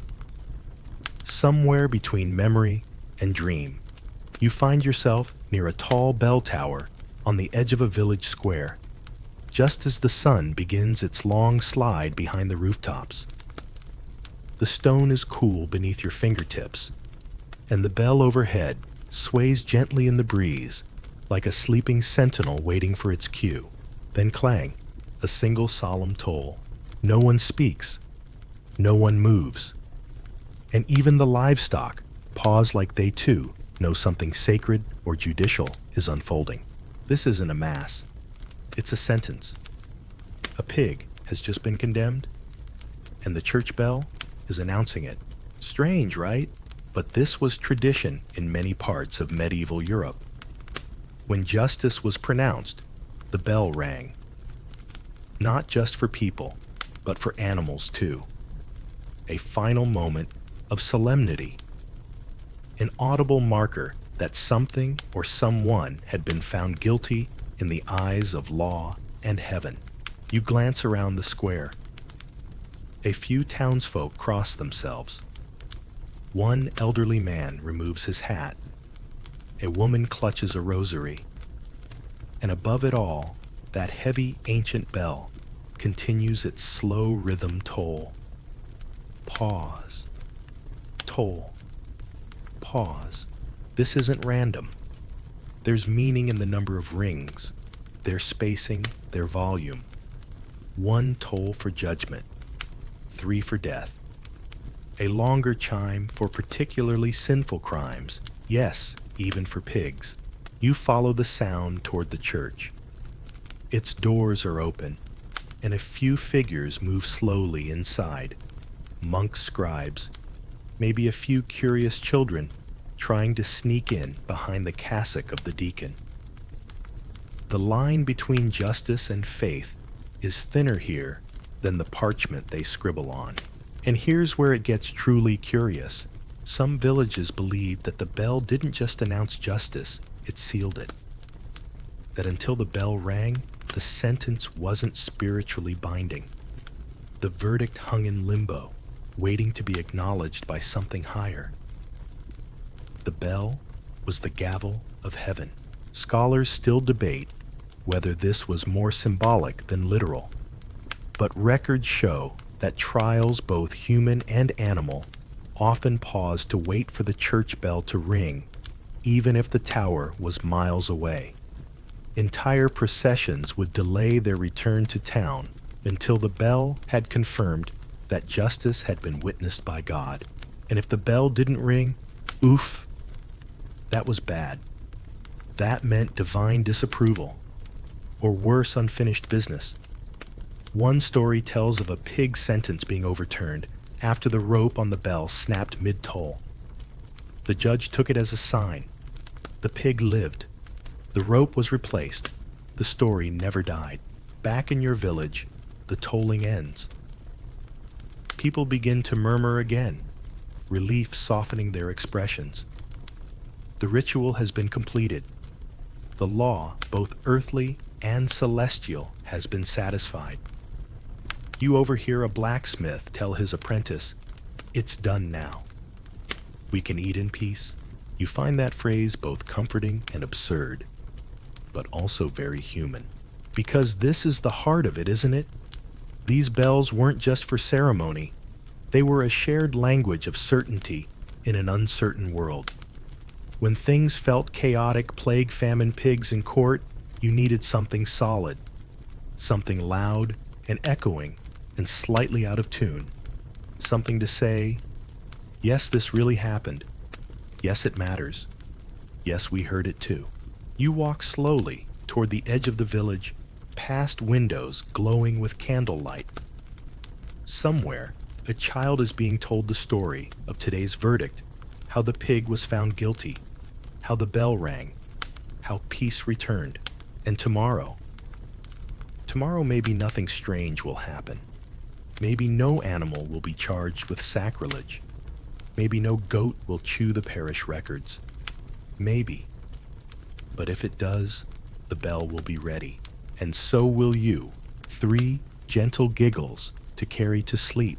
The pig didn't understand the bell, but she probably appreciated the dramatic timing. The village choir once tried to harmonize with the toll. It didn't end well. If your trial ends with a bell solo, you either made history or very poor dietary choices.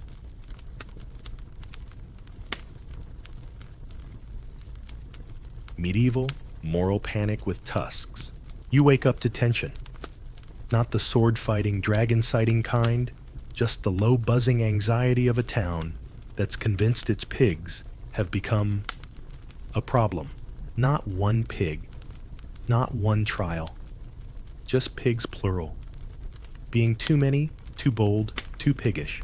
You step into the town square, where the local magistrate is holding a scroll so long it trails slightly in the mud. He's reading aloud ordinances, some old, some clearly made up 10 minutes ago, all concerning the regulation of swine. Pigs may not roam after sunset. Pigs must be leashed. Pigs must wear bells. Pigs are not allowed within 10 paces of a bread stall. The mood is uneasy. A woman leans over and whispers, "Did you hear about the one that knocked over a baptismal font?" Another shakes her head. 2 pigs were seen staring at the bishop's house, unblinking. This, dear listener, is a medieval moral panic, and the target of this mass anxiety, not witches, not foreigners, not even cats this time. No, it's pigs. The town has declared an emergency. Meetings are being held. Walls are being built. There are even hand-drawn warning signs featuring pigs in crude little cloaks looking vaguely conspiratorial. Now let's be clear, medieval towns were no strangers to fear. Plague, famine, wolves, and unpaid taxes could ruin your month. But sometimes the fear took stranger forms. Collective anxiety, when given time to ferment, didn't need a logical outlet. It just needed a target. And pigs were perfect. They were everywhere, loose in the streets, rooting in gardens, sometimes stealing unattended snacks. They were intelligent, unpredictable, and worst of all, familiar. When things went wrong, when the mill caught fire, or the grain spoiled, it was easy to mutter, "It was the pigs." And then if someone else agreed, that's all it took. The laws got stricter. The stories got weirder. Someone claimed to see a pig reading a parchment. Another swore a group of swine formed a circle around the shrine and hummed. Did it happen? No one knows. But enough people said it did. And suddenly the town was on edge. You watch as a carpenter boards up the side of his shed in case of pig incursion. A priest nervously sprinkles holy water on the well. A child points to a perfectly innocent pig and screams, "That's the one I saw in my dream." It would be funny if it weren't so familiar, because this is more than just overreaction. It's about control. The pigs became a symbol not just of mess or danger, but of things slipping out of control. And when people feel powerless, they look for something to push back against, even if it squeals. Historians still debate these episodes. Some call them proto-hysteria. Others call them performative politics, mayors and clergy using animal regulation to look decisive. Still others suggest it was simply boredom laced with fear, a kind of social theater where pigs accidentally got the lead role. And sure, not every town had a full-blown panic, but many had rules, edicts, restrictions on where pigs could walk, eat, or nap. One town even had an official pig warden whose job was to patrol alleyways and issue warnings for suspicious snuffling. You wonder what that job paid. As evening falls, you return to the square and find the magistrate still talking, still rewriting swine ordinances as he goes. No pig may wear red. Why red? No pig may climb stairs without cause. What constitutes cause? The townsfolk are nodding, agreeing. Finally, someone is doing something, but nearby, you see a pig, small, muddy, expressionless, watching from behind a fence. She's not causing trouble. She's chewing on a stick. And something about the calm in her gaze reminds you of a deeper truth. Fear doesn't always need a reason, just an excuse. You walk away quietly, leaving the panic behind you like a fog lifting from the fields. 3 weary grins before your eyes close. The pig warden quit after a goose impersonated a swine and got him reassigned. Suspicious Snuffling is now your new band name. The pigs held a meeting about all this once. They mostly just napped.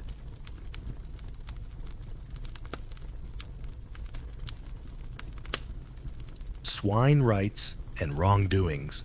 You find yourself seated on a bale of hay inside a dusty village hall, its rafters sagging slightly, as if weighed down by too many declarations and not enough good decisions. Today's agenda: a heated debate. Yes, a real debate on the rights of pigs. You didn't think pigs had rights? Oh, friend, you've clearly never met a medieval jurist with too much ink and not enough real crime to prosecute. At the front of the room is a long table, and behind it a panel of local authorities, philosophers, one retired monk, and a man who introduces himself only as Gerard, the reasonably well-read. They've gathered to address a growing concern. Can pigs be truly guilty if they do not know the law? A fair question, really. One that sends half the village into a frenzy of opinions and the other half into a very polite nap. You lean forward. This is the most interesting thing since the cheese wheel rebellion of last spring. Gerard opens the proceedings with a compelling argument. To be guilty, one must have intent. A pig, though mischievous, does not possess men's the guilty mind. The blacksmith scoffs. What about when they look you in the eye before tipping over your apple barrel? Gerard counters. That's mischief, not malice. A farmer chimes in. I once saw a pig wait until I turned around before escaping. That's premeditation. The room erupts into mild, hay-dusted chaos, but underneath the jokes and the animated gesturing with tankards, there's a serious question, forming one that would echo for centuries in legal and philosophical circles. Is it possible to commit a crime without understanding it? In medieval law, the answer was a murky shrug, followed by the construction of a scaffold. But today's villagers, inspired perhaps by recent absurdities, are considering alternatives. Some suggest that pigs should be treated like children in the law, capable of action, but not of full understanding. Others insist they are tools of the devil, citing rooting at sacred relics as evidence. One young scribe timidly raises her hand and offers a different view. What if these trials aren't about the animals at all, but about us? What if we're using them to put our own behavior on trial? The room stills. For a moment, no one speaks. Then someone mutters, "That's a bit deep for a Tuesday," but you feel something shift. The laughter softens. The tone tilts toward reflection. Because she's right, isn't she? These trials weren't just about pigs. They were about boundaries, order. The eternal messy effort to project human morality onto a world that didn't always care. When we punished the pig, maybe we were punishing carelessness, lost grief. Maybe we were asking the world to make sense of something senseless. The idea sticks with you. You step outside as the debate continues, now branching into whether goats deserve legal defense. They do not, according to Gerard. The late afternoon light cuts through the alleyways, painting soft gold on the cobblestones. Somewhere nearby, a pig snuffles in the dirt, utterly oblivious to her rising legal relevance. Modern scholars, looking back at these moments, often divide into camps. Some see the pig trials as evidence of a legal system stretching too far, trying to be all-encompassing, too literal. in its desire for moral neatness. Others view them as rituals of control, less about law, more about performance, shared narrative, and psychological comfort. But a few, just a few, wonder if perhaps unknowingly medieval people stumbled into early questions of justice that still linger today. What makes a being culpable? What is punishment for? And most of all, who gets to decide? As you stroll past the stables, you overhear a man saying, "Well, if pigs are people now, they'd better start paying rent." You smile. The conversation will continue. 3 quiet smirks for your thoughtful dreams. Gerard's next lecture, Free Will and Swine, a philosophical trot. The pigs are forming a union. The goats refuse to join on moral grounds. Someone tried to give a pig a jury of its peers. It didn't go well, mostly oinking.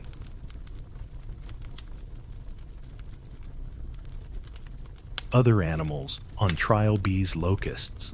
The village square is oddly quiet today. Not somber, just confused. Because for once, the accused is not snorting or trotting or wearing a linen smock with attitude. No, today's defendant is more of a buzz than a presence. You're here for the bee trial. Yes, bees, not a hive metaphor, not a symbolic name for a band of outlaws. Actual fuzzy nectar-loving insects that have somehow collectively been summoned to court. You squint at the parchment posted near the church gate. Trial to be held against the bees of St. Roch Meadow for unlawful intrusion upon sacred space and the sting of Brother Julian.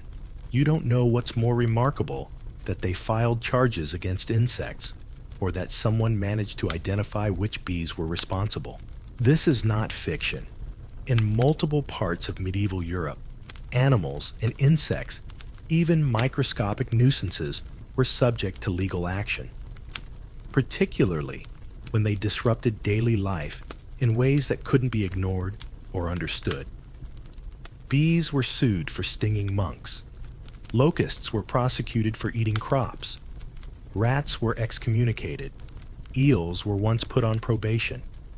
Don't ask. The bee case today is proceeding under a unique arrangement. Since the bees couldn't be brought in physically, someone tried, but they escaped the court, will issue its ruling in absentia. The charges are read aloud in full. The prosecutor, a wiry man with ink stains and a personal grudge against buzzing things, claims the bees invaded monastic property, disrupted prayer, and inflicted bodily harm without cause. He insists they be banished from the meadow and ordered never to return. Someone whispers, "How will they know?" Someone else mutters, "They always know." Then comes the defense. A monk, gentle, clearly allergic, but brave nonetheless, rises to speak on behalf of the bees. He begins by praising their industry loyalty to the queen and devotion to floral diversity. The crowd snickers, but he continues. He argues that the sting was an accident, that the bees were provoked, that the true crime would be banishing creatures who provide wax for candles and honey for literally everything. And then, oh yes, he quotes scripture. "Consider the bees, O ye faithful," he says, or at least something close to it. People nod. They like scripture. It calms them. Still, the court debates. For an hour, possibly 2. You lose track because someone starts selling cider near the well, and you get distracted by a man carving a tiny gavel out of beetroot. Eventually, a verdict is reached. The bees are found guilty, but not malicious. The sentence: relocation. The monks are instructed to move the hives across the river to less sacred territory. Brother Julian is awarded a jar of honey for suffering and inconvenience. Justice. Now, this might sound like a one-off, but trials like these were surprisingly common. Locusts in particular were frequently charged with mass destruction of property. Court records describe attempts to summon the insects with bells and even assign them legal counsel. In one Swiss case, the bishop asked the locusts to leave peacefully, giving them 3 days' notice. Spoiler, they did not leave. In some instances, the trials became elaborate ceremonies. Prayers, exorcisms, public readings of legal charges delivered into fields by clergy who truly believed, or at least who knew, that the people needed something to believe. Because that's the thread running through all of it, isn't it? These weren't just bugs. They were stand-ins for hunger, for disorder, for things humans couldn't control. Putting them on trial gave the illusion that we could negotiate with nature, that if we used the right words, wore the right robes, rang the right bells, the world might behave itself. You lean against the gate as the crowd drifts off, buzzing with its own opinions. The beehives are already being prepared for transport. A child asks if the bees will get mad about it. His mother just shrugs. Depends if they think they won. You watch the monk from earlier carefully remove a honeycomb and whisper something soft. You can't hear the words, but the bees don't sting him. Take that how you will. 3 sleepy stingers before your dreams swarm in. The bee lawyer was paid in honey, but stung with taxes.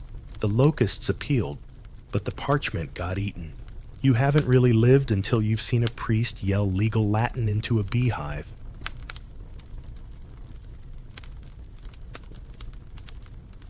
A pig on the run. It's just after dawn, when the baker's apprentice bursts into the town square. Flour still clinging to his sleeves, shouting the words no one ever expects to hear before breakfast. The pig has escaped. Heads turn. Loaves are dropped. A half-slept guard mutters something about not again. And you, dear listener, are somehow swept into the strangest manhunt since the great cabbage theft of '73. The pig in question, a sow scheduled for trial that very afternoon, charged with garden destruction theft of carrots and allegedly intimidating a parish goose. She was being held in a temporary pen behind the magistrate's office until apparently someone forgot to latch the gate, and now she's gone. But this isn't just a pig slipping into a nearby hedge. Oh no. This is a fugitive. The first real case of porcine evasion in local legal memory. Within the hour, the entire village is involved. Children are assigned to patrol alleyways. Apprentices are dispatched to nearby fields. The blacksmith volunteers his dog, who is more interested in the snacks than the scent trail. Someone starts ringing the church bell, just in case the sound might shame her into returning. You join the search party, headed toward the bakery district. That's where she was last seen, sauntering past the herb's tail, flicking completely unbothered. A witness swears she paused at the fountain, looked directly at him, and winked. Another says she stole a cinnamon bun. The baker denies this, but his face says otherwise. The chase lasts 3 full days. 3 days of false leads, whispered sightings, mysterious hoofprints. Someone accuses the miller of hiding her in exchange for truffle favors. Someone else claims the pig was spotted boarding a grain cart, headed to the next province over. Rumors spiral. Was she blessed? Cursed an agent of pig justice? Meanwhile, the trial is postponed. The court clerk keeps rescheduling witness testimonies, and the defense attorney, Etienne, of course, uses the time to draft a new motion. In absentia, oincus, non judicandus. One cannot judge what cannot be found, especially if it snorts. Eventually, it's the village baker. Yes, the very one she allegedly robbed, who finds her. He opens the back door one morning And there she is, nestled in a warm corner of the storeroom, surrounded by spilled flour sacks and half a wheel of cheese. She's asleep, content, possibly smug. The villagers gather quickly. There's laughter relief and more than a little admiration. The pig is returned to custody, not forcibly, but lured gently with the remainder of the cheese wheel. Now here's where things get interesting. Despite her capture, the public mood has shifted. No longer is she the defendant. She's a legend, a story, a pig with initiative. One woman says she just wanted better food. Another mutters, honestly, I would have run too. At her rescheduled trial, the atmosphere is festive. The judge reads the charges with a straight face, but you can tell he's suppressing a grin. The prosecutor clearly exhausted presence, only 2 witnesses. One of them simply says she looked free. FTN naturally petitions for leniency based on the pig's active resistance to unjust confinement. He even calls her a model of rural resilience. Amazingly, it works. The sentence is reduced. No execution, no exile. Instead, the pig is to be relocated to the monastery farm under supervised probation, with fresh bedding and presumably fewer temptations involving pastries. As she's led away, someone starts humming a tune. A bard begins composing lyrics. A child holds up a drawing labeled The Great Escape. And that's how a fugitive pig became a folk hero. Historians later refer to this as the Saint Olive Saut incident, citing it as a moment when public sentiment began to turn not just toward the absurdity of animal trials, but toward compassion, or at least storytelling. Because here's the truth. Sometimes a pig isn't just a pig. Sometimes she's a mirror of frustration, of wit, of rebellion, and sometimes of how much people want to believe in a little mischief with their justice. 3 wink-worthy laughs before sleep steals in. Wanted posters were printed, but the pig kept eating them. She's reportedly thriving on the monastery farm and giving the goats ideas.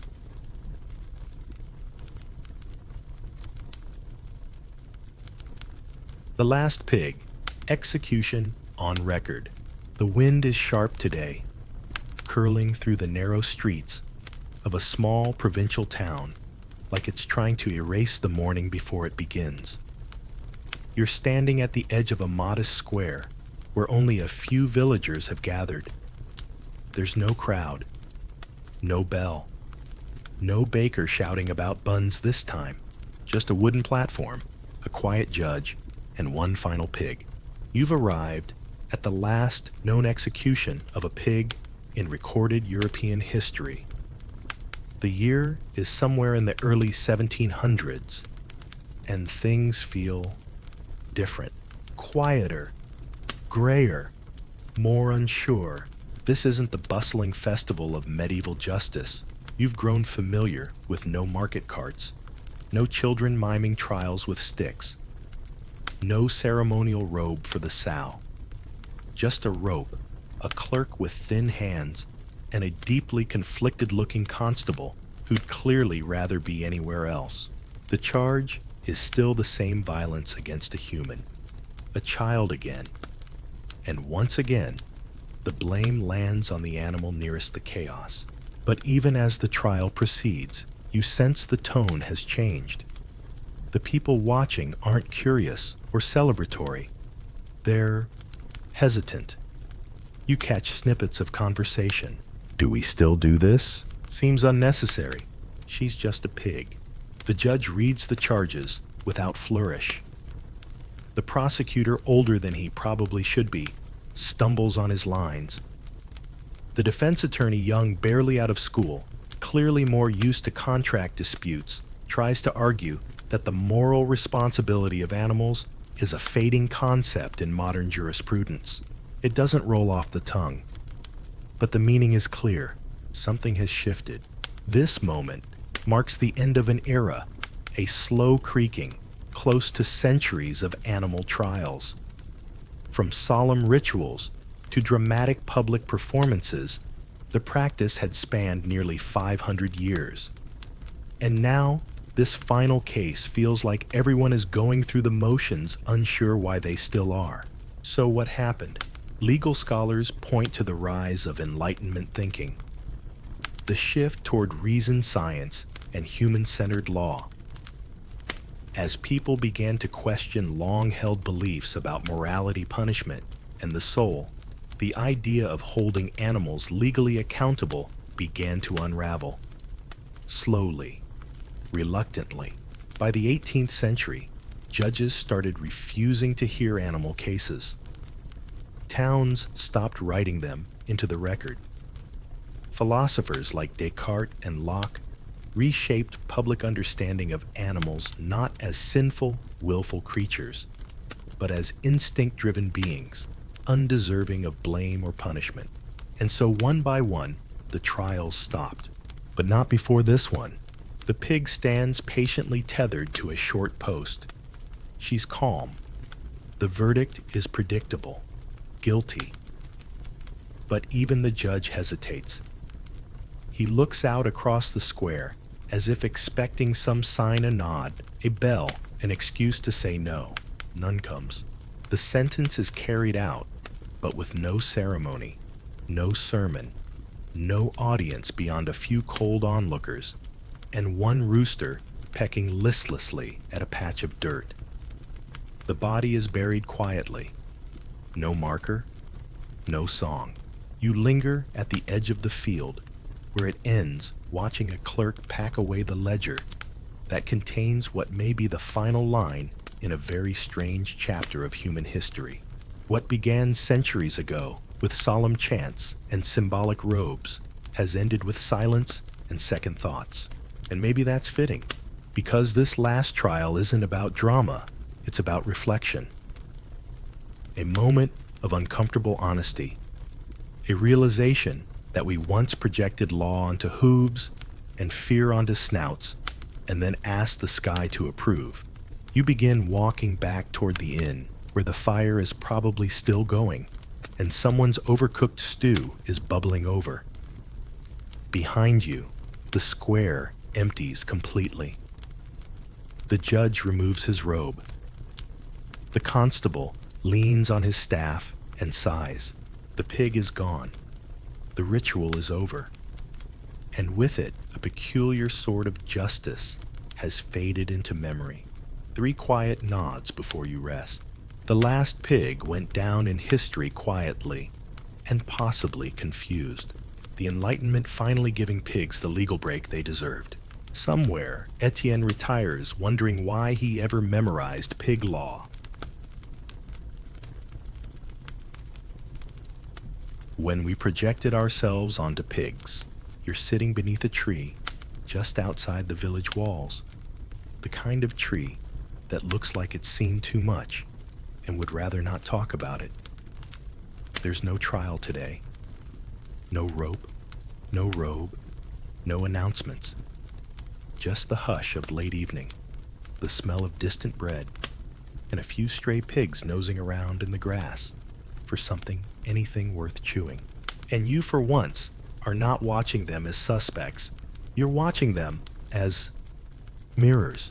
Because here, at the end of all these strange, snorting stories, a question drifts into your mind like wood smoke.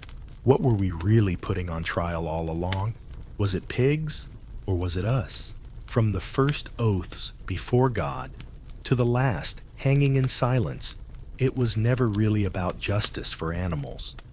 It was about what humans needed, order answers, a sense that the world could be understood if only we followed the steps correctly: accuse, assess, punish, repeat. Pigs were perfect for this. They were everywhere. They lived close. They weren't terrifying like wolves or mysterious like cats. They were familiar. fallible, and therefore relatable.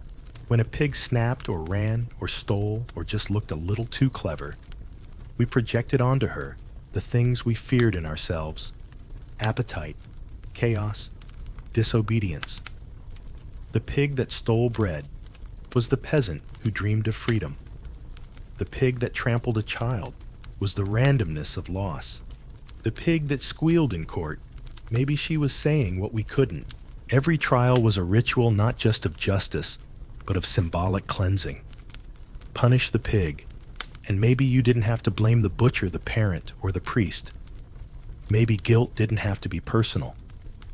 Maybe you could bury it with hooves, and yet despite it all, despite centuries of robes, ropes, and rhetoric, none of it made the world any simpler. The crops still failed. The children still wandered. The plagues still came. No amount of parchment or ceremony could keep nature in line. And slowly, people began to realize perhaps the pigs weren't the problem. Perhaps the rules we built were reflections, not fences. Modern scholars look back and call it projection, a mix of moral, panic social theater, and legal experimentation. But you sitting under this tree, as the sky turns lavender, feel something gentler at play. Maybe these trials were a clumsy, well-meaning way of understanding our place in the world. A world where animals weren't just beasts. They were part of the same fragile, bewildering story. Where swine could be villains, yes, but also victims. Symbols, scapegoats, mirrors with curly tails. And now, as you listen to the quiet snuffling of a nearby piglet chasing a beetle with zero criminal intent, it's hard not to smile. She's just doing what pigs do, living, moving, ignoring the invisible lines we drew. You lie back in the grass, watching the stars blink into place. Somewhere far off, a dog barks, a shutter creaks, a pig grunts content and unapologetic. And maybe that's all we ever needed to understand. 3 final reflections, soft and slow. Maybe we didn't fear pigs. We feared what they reminded us of. History never judged them. We just talked louder. And through it all, the pigs just kept being pigs.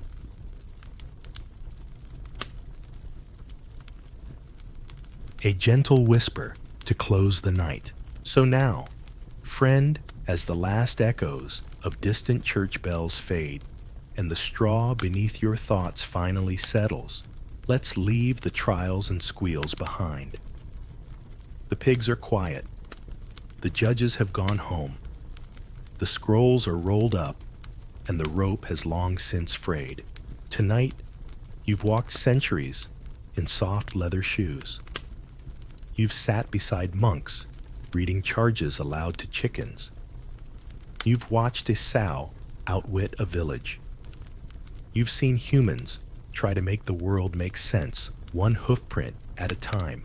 And maybe, just maybe, all those trials weren't really about guilt or law or even pigs. Maybe they were about us trying to tame a wild, unpredictable world with robes and rules. Maybe they were our way of saying, we're here. We see the chaos, and we still believe in order, even if we have to invent it. But that story's done now. You're safe. The night is deep and slow. Let your breath fall in rhythm with the silence. Let the world grow fuzzy at the edges like an old parchment softening in candlelight. Forget the squeals. Forget the verdicts. Forget even the questions.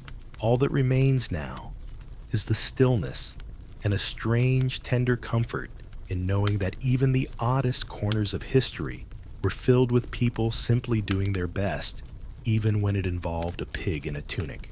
That's the story for tonight. May your dreams be filled with wonder and peace.